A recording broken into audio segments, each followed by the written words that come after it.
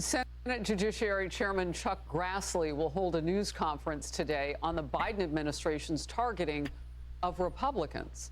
House Republicans just released new documents revealing a far larger scope of an FBI investigation into the January 6th Capitol riots and the 2020 election. It was called Operation Arctic Frost, and House GOP are saying those documents show Arctic Frost actually may have targeted 156 Republican officials, lawmakers, and allies. Well, that's... And the person that is responsible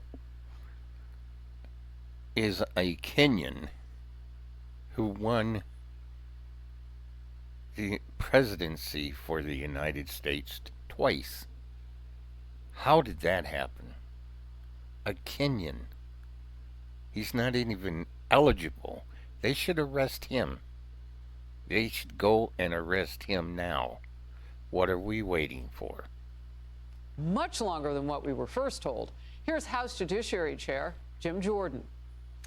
What we've learned is it was much broader, much more expansive than we ever thought. This is the same Jack Smith who we already know spied on 8 United States senators. Now we learn all this. Was this a political operation you guys are running against President Trump? How many other members of Congress did you spy on? Those are the kind of questions we want to ask Jack Smith and see what kind of answers we get from the guy who ran this whole operation.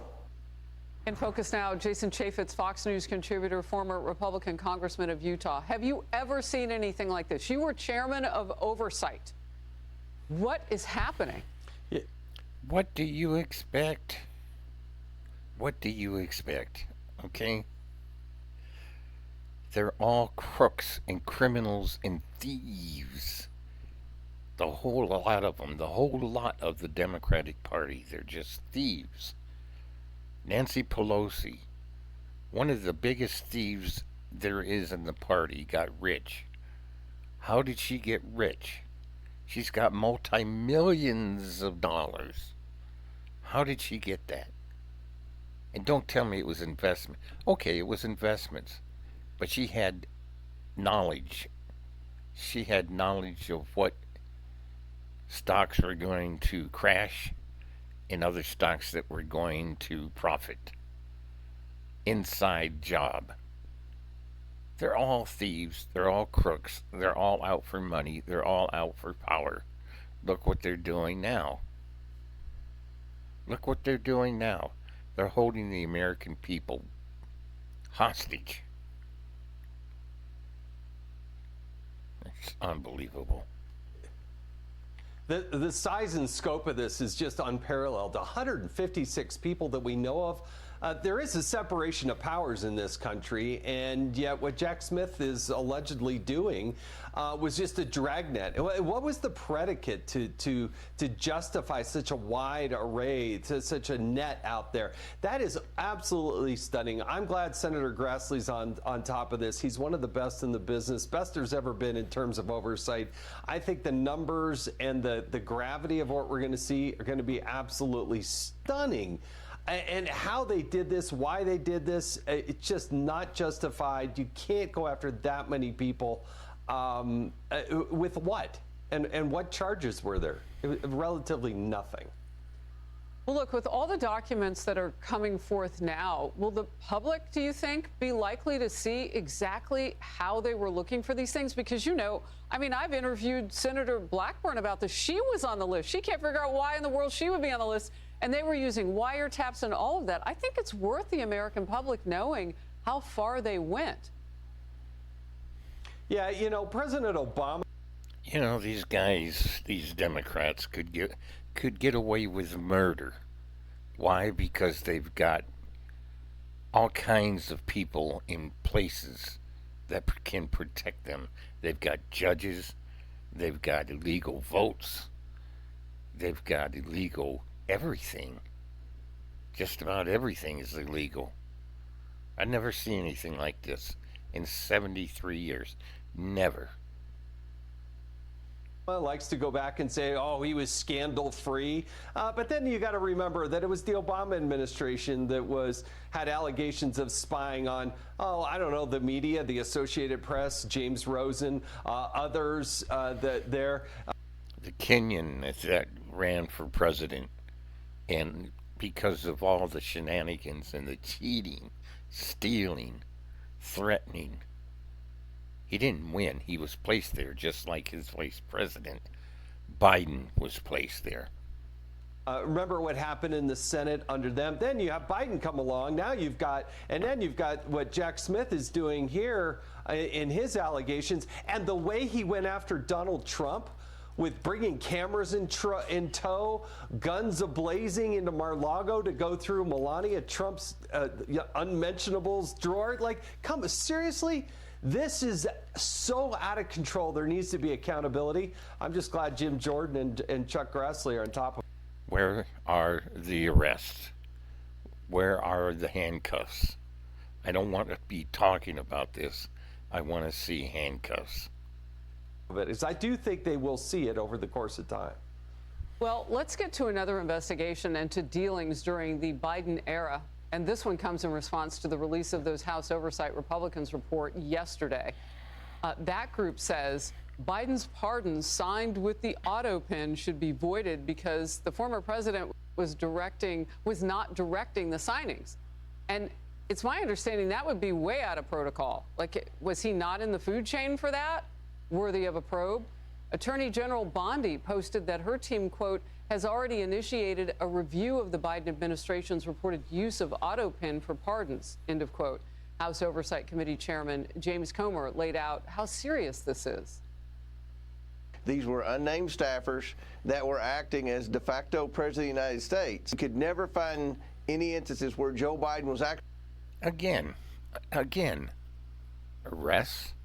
Any arrests? Talk. This man talks all the time. Where are the handcuffs? Actually in the room with the people who were making the decisions on use of the auto pen to sign Joe Biden's signature on legal documents. And even more, we had evidence, Maria, that there was an obvious cover-up of his mental decline. Staffers admitted that they talked about giving Joe Biden a cognitive test, but ultimately declined to do that for whatever reason. House Minority Leader Hakeem Jeffries was raging over the report.